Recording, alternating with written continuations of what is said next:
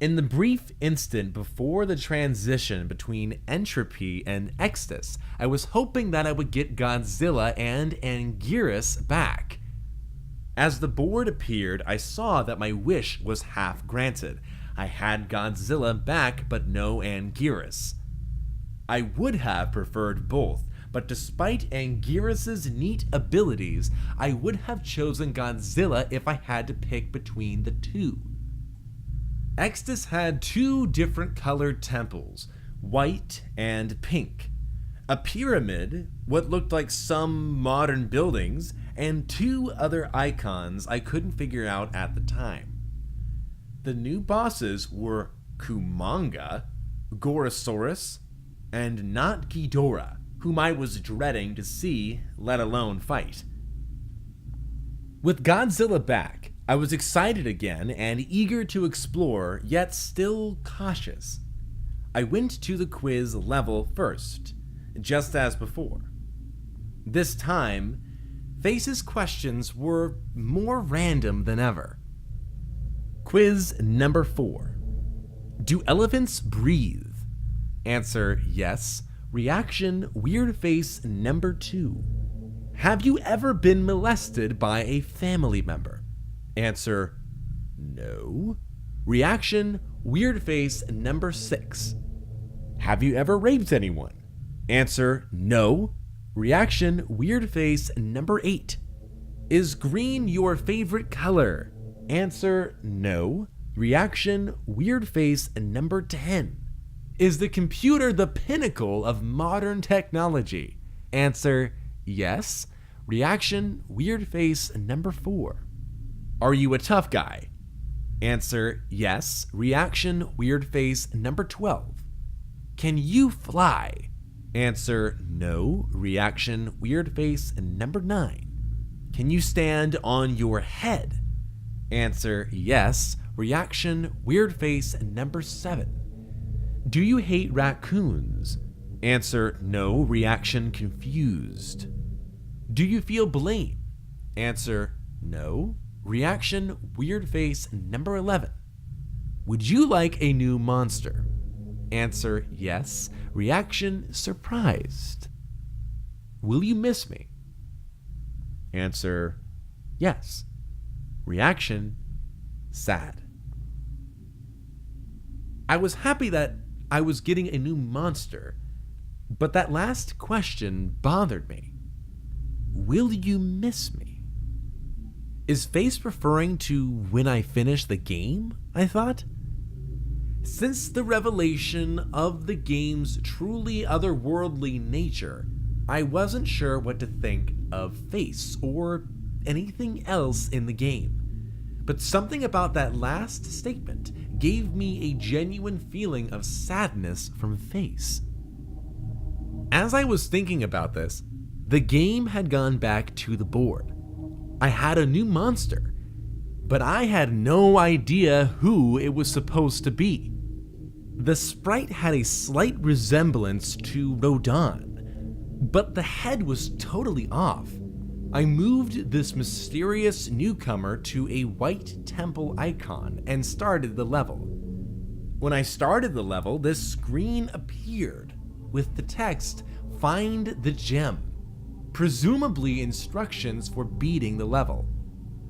After that, I got my first look at my new playable monster, a hairy dark blue creature with bat wings and a skull-like face named Solomon. And I also found that my path was blocked by a beam of light and a small pillar with a plate on it. I figured that this beam of light was blocking the exit, so I have to find the gem and drop it on the plate to deactivate the beam. How exactly I was going to do that, I didn't know. There wasn't anything in the original game requiring you to find an item to beat a level. I'd have to find out when I obtained the gem. The only direction I had to go was left, so on I proceeded. Solomon was an interesting monster, to say the least. He was capable of both flight and a heat beam, both of which proved to be very useful. He also could kick and slash with his wings, but he couldn't duck. The White Temple's music was a vocalizing choir, or a video game approximation of such. It's hard to describe it, but it had a very holy sound to it. It wasn't long before I started running into waves of strange new enemies. They did little to stop me. I ran past them while slashing and didn't take any damage.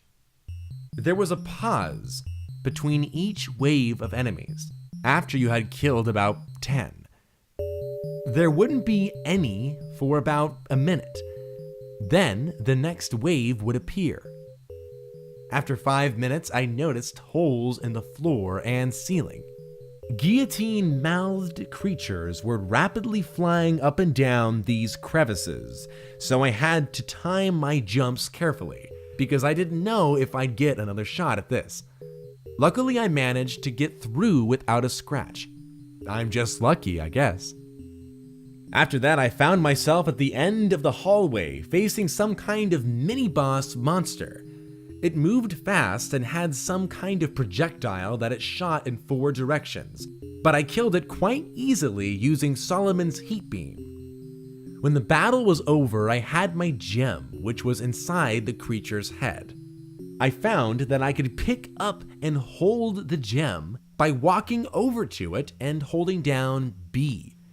I made the long trek back to the start, deposited the gem on the plate, which deactivated the beam. I left the stage and was shown what was probably the strangest quirk relating to the Solomon monster.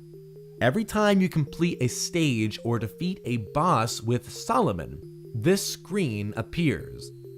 I have no idea what "still the best 1973" means. Neither the date nor the phrase has any meaning or significance to me that I can think of, and I've spent a lot of time thinking about it.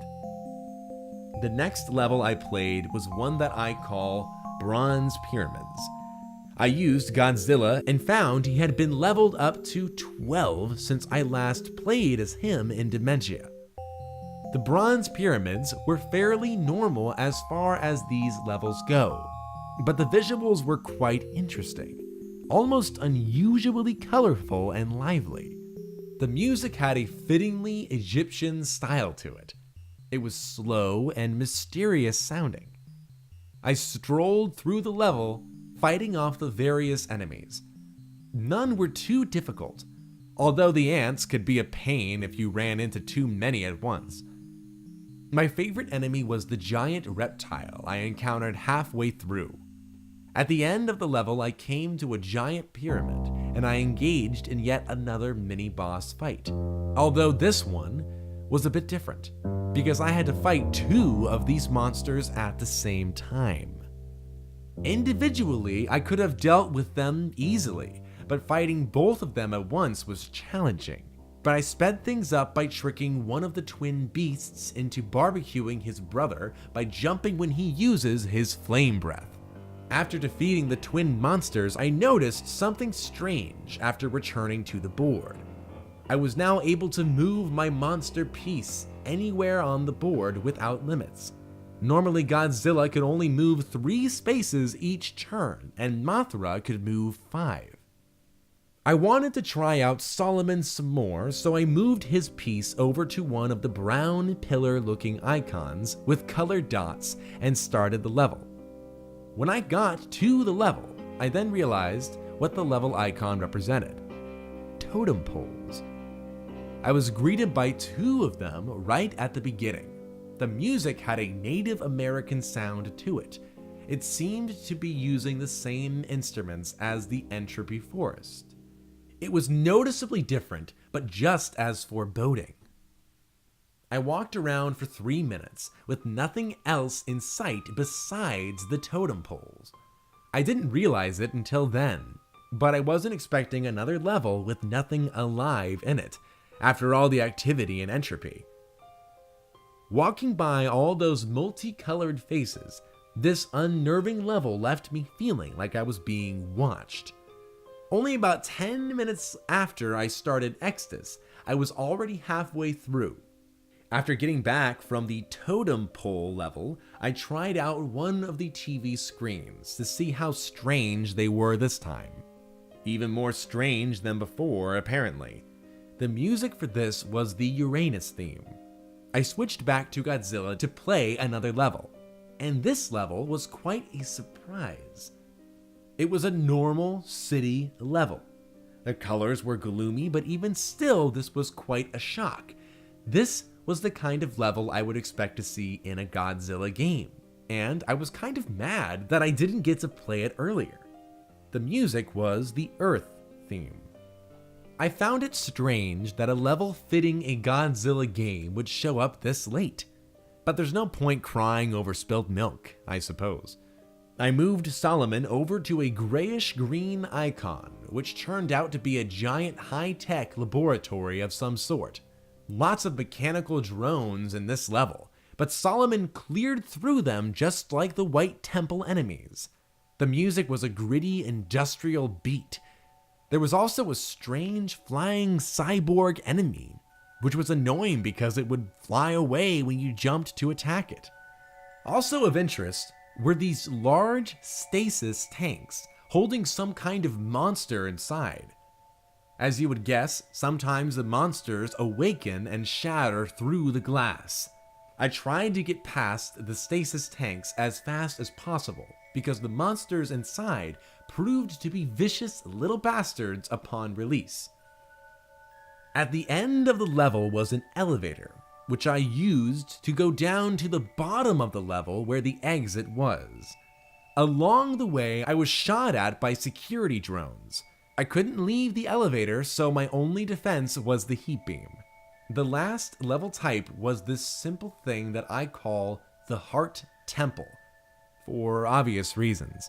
Nothing but a big hallway filled with floating enemies shaped like human hearts.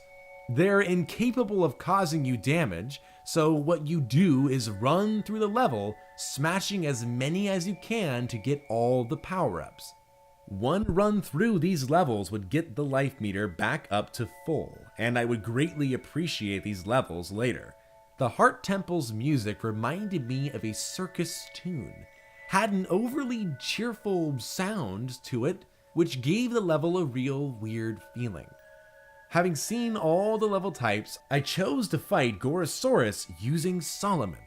The music for this fight was Jazora's theme. It was during this fight I realized that Solomon is overpowered. A single well-aimed slash can take down as many as 4 of the enemy's life bars. Due to this, the fight was over very quickly. Gorosaurus had no projectile attacks or anything else that could match Solomon's deadly claws. But I kept the fight going just long enough to see if Gorosaurus would use his iconic kangaroo kick, and I was greatly pleased when he did. Even though I knew Solomon was my fighting ace, I used Godzilla to battle Kumanga, just for variety. I briefly considered using Mothra, but of course Godzilla won out. Kumanga was also a simple opponent. No heat beams or anything. He attacks by jumping on you, stabbing with his mandibles, and also uses his signature webbing stream to paralyze you. Once you get webbed, Kumanga will sometimes take the opportunity to attack, but it's mostly a way to buy some time, like Jazora backing you in the corner until the time runs out. His music was Ghidorah's theme. With Gorosaurus and Kumanga defeated, I was at the end of Exodus. Before I fought Not-Ghidorah, there was something I had to do. I wasn't expecting much from it, but for documentation's sake, I took a look at the other TV screen. This is what it was. I don't think there ever was much reason behind the TV screens. If I were to guess, I'd say it's some random, uncontrolled manifestation of the cartridge's abilities. Or maybe all this makes sense to the game. Who knows?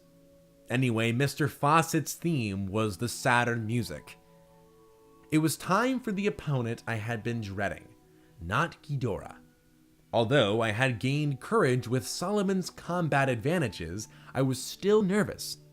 And when I started the fight, I was immediately confused. My opponent was Not-Ghidorah. I defeated the imposter with a few strikes, and then Not-Ghidorah appeared. Then it made sense. In order to get to Not-Ghidorah, I had to battle all the previous replacements first. And battle them I did. I tore my way through them until I finally made it to Not-Ghidorah, who was a Dorat. Once I stopped laughing, I destroyed him with only 2 slashes. The music stopped, and I thought I was going back to the board. But the battle wasn't over yet. The real fight was against the Chimera, a monstrous hybrid of all the replacement beasts. This was by far the most difficult boss yet. Every attack of his would cut down whole life bars per use, while attacks against him were greatly weakened. Solomon's slash, for example, was now lucky to take away 1/2 of a life bar. During this battle, I gained a great appreciation for 2 things: the boss fight time limit and the Heart Temple. Had it not been for those things, I might have never beaten this boss. To take down this behemoth, I came up with a strategy.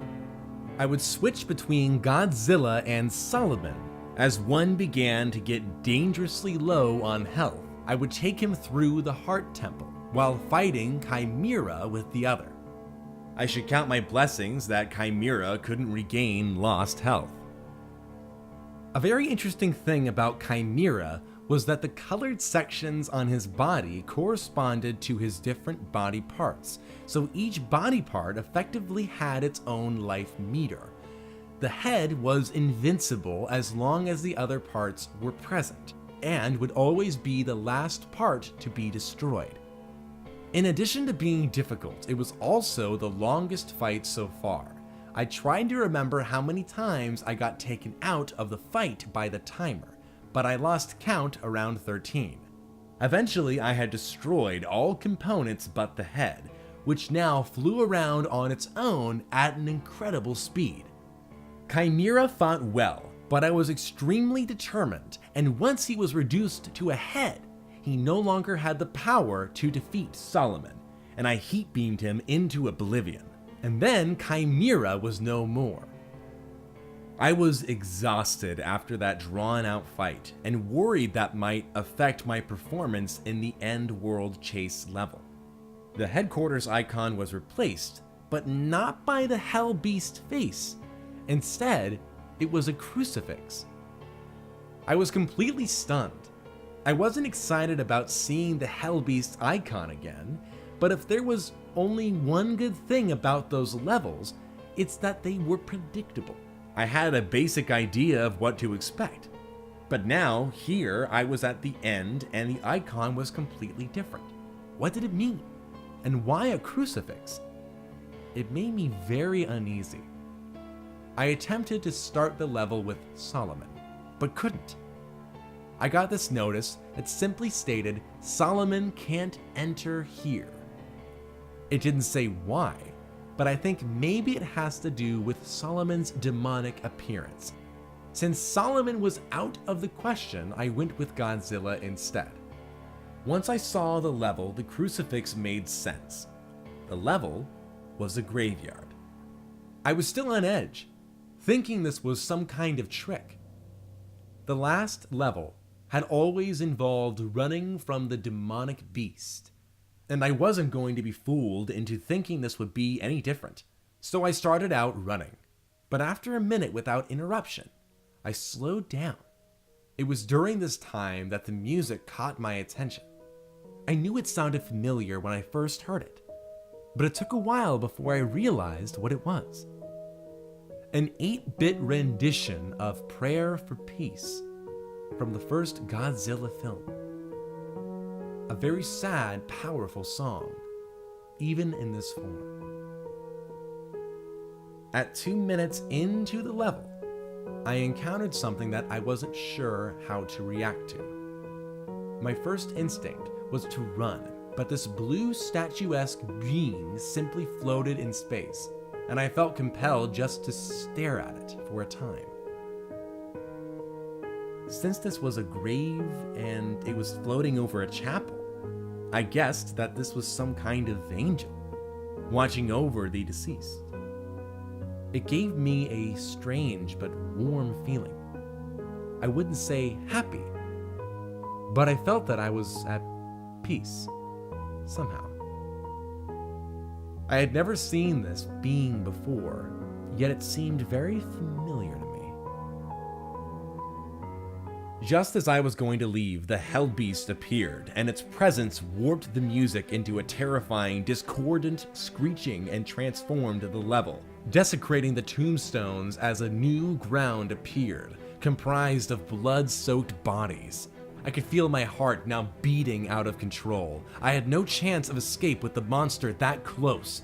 It lunged for the kill, but the angel got in its way.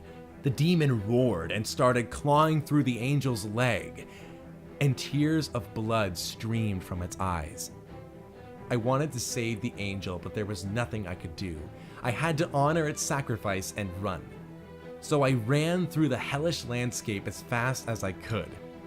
The beast soon caught up with me, still swallowing the body of the angel, whose legs it had torn off. And this sight made my terror change into anger. I now found myself hating this horrible monster. There was no doubt in my mind that it was pure evil, and I wanted it to die. When I got to the end, I remembered how it responded to my insult in trance. I spoke to it and said, "You're going to pay." This was its response. I had no idea how I would follow up on that threat, and nothing could have prepared me for the horrors of the final world, Zenith.